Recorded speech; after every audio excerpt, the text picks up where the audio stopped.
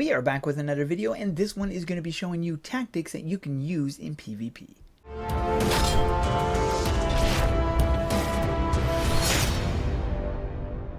I went into some training sessions with Elle, who taught me all of these tactics that I'm going to be showing you in this video. So big thanks to him for showing me these tactics. Now these are only suggested tactics and certainly not something that you need to use, but if you struggle with PvP, then this might help you out. Now we're going to be starting with the first class and working our way down. The only one I don't have a guide for is the Moglomancer because not everybody has that class. But if you find this video enjoyable or if it helps you, be sure to hit that thumbs up button and subscribe. You can also turn on the notification bell if you don't want to miss any of my uploads. So the first thing is the cross skill. So you are going to want to check which cross skill you are using. Now there are two major ones that people use. The first is the Holy Bolt. This is because it heals you. The second is Rend, and this is because it lowers the armor. Now I'm sure there are other ones that people use, but these are the primary ones I will be speaking of in this guide. Feel free to change them up however you see fit. So starting with Warrior, the first thing you would want to do when you're using the Warrior, if you're running with the Rend, is to use Rend first. Then you use Crushing Blow, followed by Sever. Use the Whirlwind when the other two are in cooldown, but otherwise do not use the Whirlwind unless these two are in cooldown. And the reason why is because the animation of this takes quite a bit of time. Seeing as how this does more damage, it's ultimately better to focus on this or this rather than the Whirlwind. However, it does lower your armor, so it's okay. But you will notice if you focus on these two more than the Whirlwind, you'll be doing more damage quicker. Now if you're using the Holy Bolt instead of the Rend, then you're going to want to start with the Crushing Blow, then Sever. Next would be the Whirlwind, again only if these two are in cooldown. And you're going to wait until your Warcry is stacked to 5, then you use the Holy Bolt. This will ensure the maximum HP restored. Some tournaments do not allow you to use the ultimate, but if you are allowed using the ultimate, you can use the ultimate when you get it.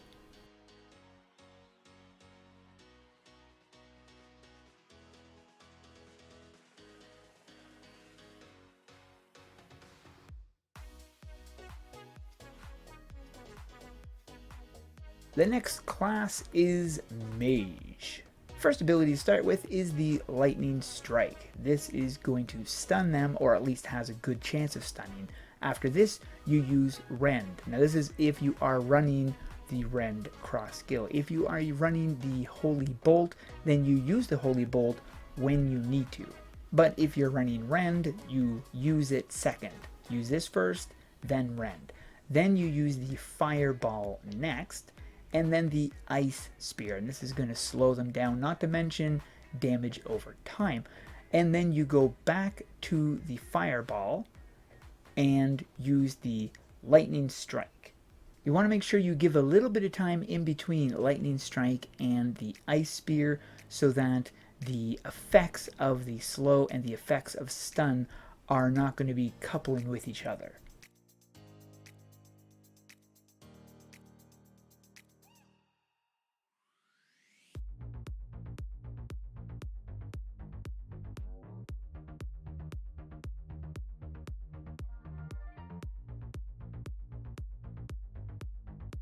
Next one is Rogue.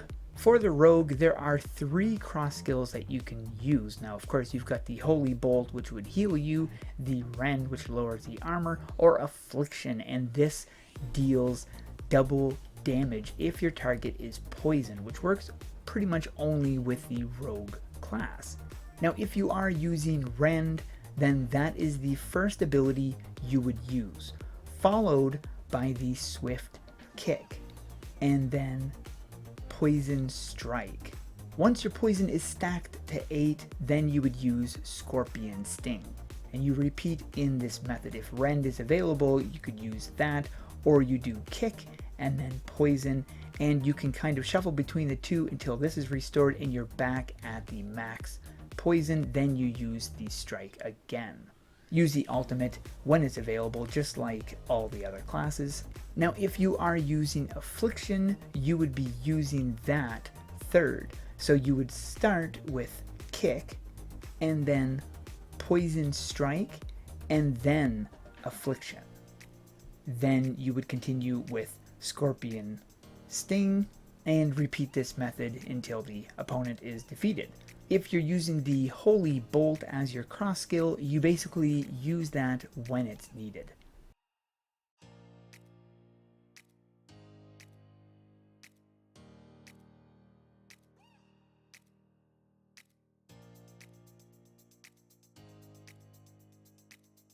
Next is the Guardian.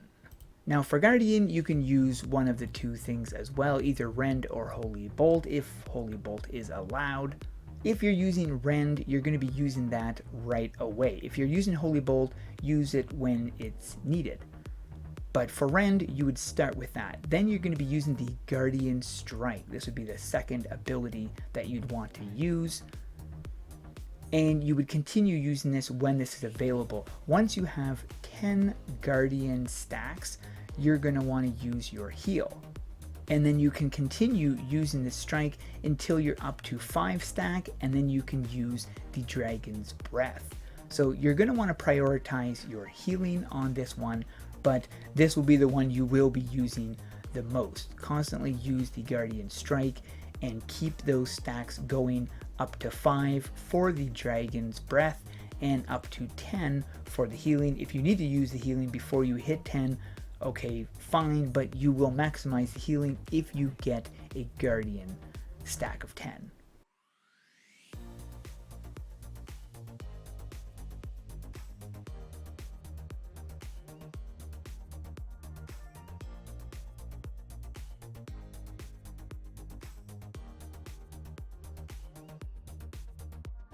Next is the Dragonslayer. Now for Dragonslayer, you're not going to have any mana. You need to use your abilities to get the mana, and Dragonslayer, most people don't use it because you need to have a mana in order for any of the abilities to really be effective, especially against really powerful classes. So during tournaments and stuff, it is permitted, or at least in some tournaments, it is permitted that you can use 1 mana potion. This bumps you up to 30 determination. Now depending on what you are running for your cross skill, if you're running Rend you can, or you can choose one of the other ones as well. But the first ability you would start with would be the Shatter Scale. Start with this, and then the next thing you want to use is the Dragon Lance, followed by your cross skill, or Rend in this particular case. And of course at this point you're going to be above 50 determination. Once you are at 50 plus determination, you can use the Fang Breaker, but don't use the Fang Breaker if your determination is below 50. Then you use the Shatter Scale again and the Dragon Lance. Now continue these two until you're back up to 50 plus determination, where you can use the Fang Breaker once again. And that is basically the pattern you follow with the Dragonslayer.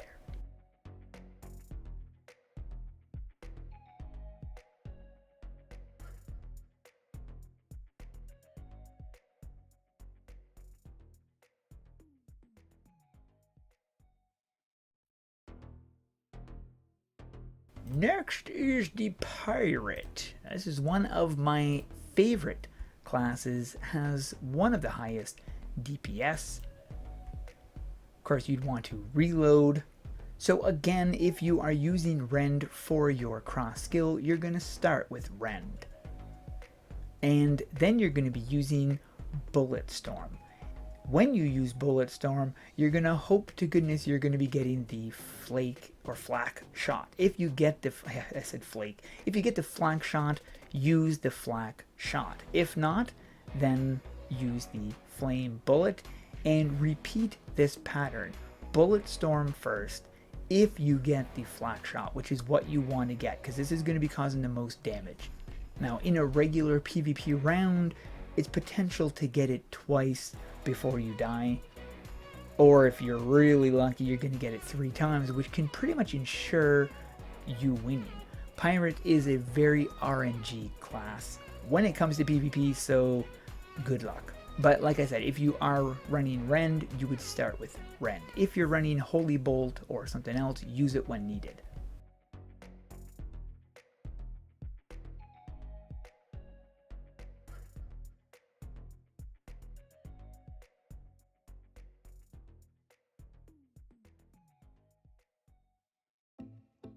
The next class is Paladin. And this is a class that I really like, I just rarely use. It doesn't have a lot of DPS, but in PvP, this thing is powerful, as in it can stay alive a long time. The longest fights are Paladin versus Paladin. Now again, I'm going to be running Rend with this one, but if you run Holy Bolt or something else, you certainly can use those when needed. So the first thing you're going to do is, when the timer starts, of course it starts at 3. When the timer starts at 3, use your shield. At 3 or at 2, use your shield right away. It's better to use it at 3 because the cooldown will be that much quicker, done that much quicker. So when the timer starts, right away use your shield. Then use Rend, followed by Radiant Blade. And then you're going to be using Sanctify. Now this is the one that you want to prioritize. You want to keep your health up. So use this when it's available. Now most likely your shield's going to be still on a cooldown, so you're going to be using your Radiant Blade between using your shield. But once your shield is back up, use your shield, but prioritize your health. Always keep your health up. Don't wait to use your shield. If your health is there, make sure you use your health and then use your shield. If you have to choose between the two, health first, then shield. Unless, of course, you don't need to heal, then you put your shield.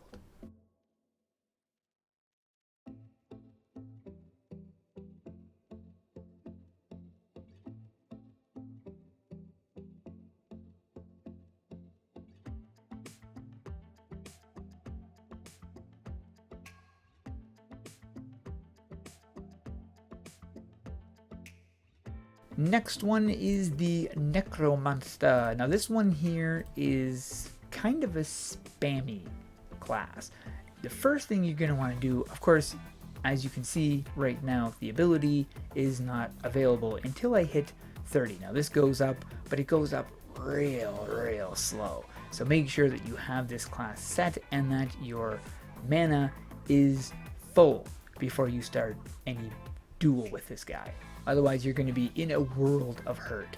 So the first one you are going to be starting with is Summon Undead. And if you are using Rend, you'd be using that directly after using this. So Summon Undead first, then Rend. Then you're going to be basically balancing between these two. Prioritize your Summon Undead. Every single time you get Summon Undead, use it. Otherwise, you're basically going to be spamming between these two abilities until your Summon Undead is ready. And again, just like all other classes, when your ultimate is ready, use it, if you're allowed.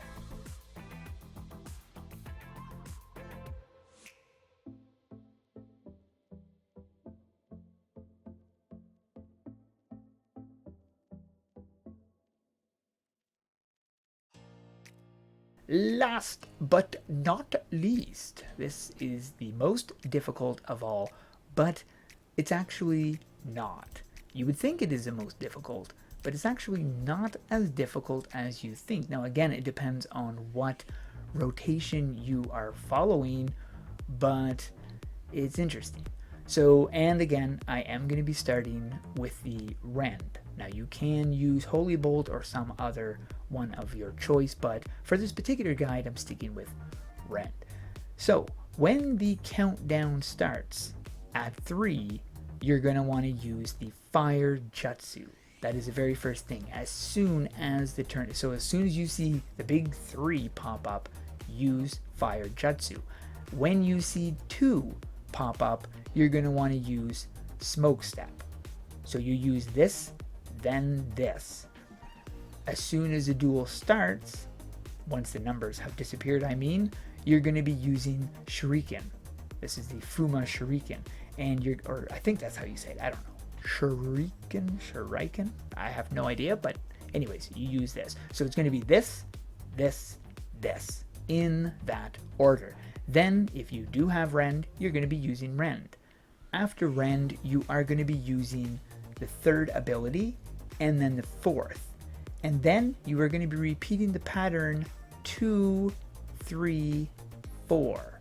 And you basically repeat this pattern using Ultimate if it's available, or using Rend when it becomes available. But the pattern, once you've started the match, after the first initial phase of 4, 3, 2, Rend, will be 2, 3, 4, 2, 3, 4, 2, 3, 4. This is the most offensive pattern to use, and you will be taking them down quickly. Now it's really quick stuff because you've got to constantly, and it's really hard when you're focusing on the cooldown. If you're looking at the screen, and this is something that I still need to get better at, is when you are fighting to not pay that much attention to the cooldown, just kind of wait, especially if your opponent is moving all over the screen. Now in this particular video, my opponent is not going to be moving all over the screen, it's just standing still, but you need to be able to pay attention to where your opponent is. Now what might help with that is your sensitivity. Now if you're on mobile, of course you're going to have a slightly different interface, whereas then you're not going to be having certain options that I have. I don't know if you have the turn or sensitivity. Now if you do not have sensitivity, which is the camera thing, you have the turn sensitivity. Now I have my turn speed up to here. I'm not sure where you have yours, but you want to make sure your turn speed, or again, if you don't have the turn speed option, it's going to be camera option. And you're going to want to have your camera option, your sensitivity up pretty high, just about where I've got my turn speed. And the reason why is because you need to make sure that you are always in front of your opponent. You want to make sure your opponent is in front of you. You don't want your opponent to get behind you. And if you have a high turn speed or a high sensitivity, they're not going to be able to get behind you. Now, of course, you don't want to have it too high that you can't control it, but you need to have it high enough that you can swivel quickly.